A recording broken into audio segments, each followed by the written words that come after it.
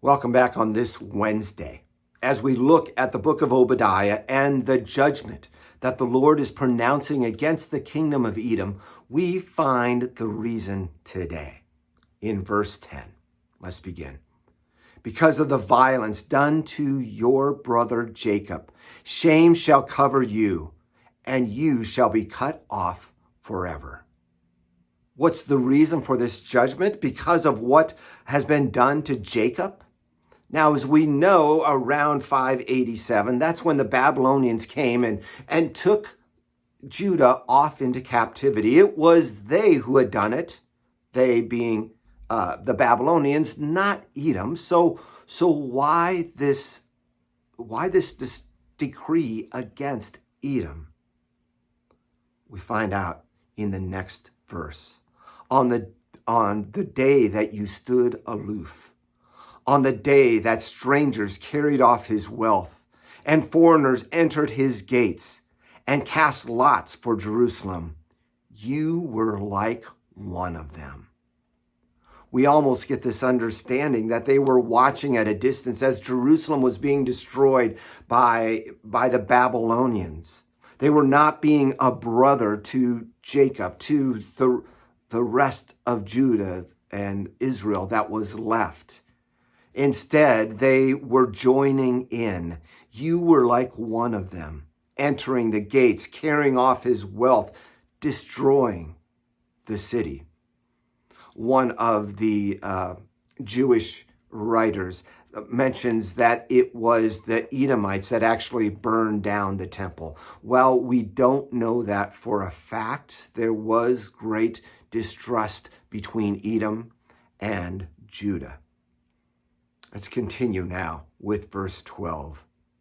But do not gloat over the day of your brother, in the day of his misfortune. Do not rejoice over the people of Judah in the day of their ruin. Do not boast in the day of distress.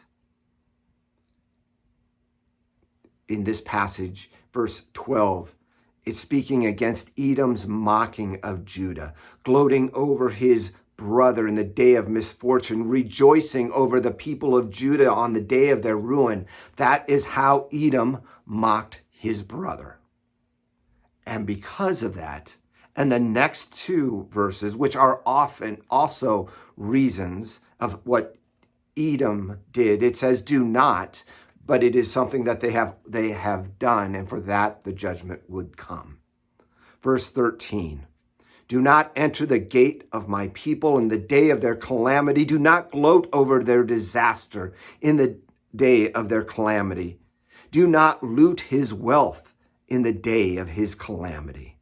Again, it focuses on Edom and their mockery of Judah and even their plundering, their taking of his wealth, entering into the city, gloating and looking around, seeing the disaster, seeing what's there for them to take, to remain, to take from them, so nothing remains in Jerusalem.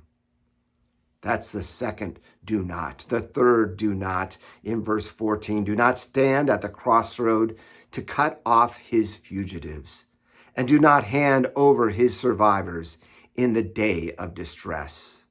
You see, Edom was assisting the Babylonians in returning the people of Judah by sending the people of Judah to the Babylonians, turning them over, not allowing them to be refugees in their land. They were assisting in the destruction of Jerusalem, of God's people, which God had ordained to be done through the Babylonians, but not the Edomites. Because the Edomites joined in, their disaster would come upon them as well.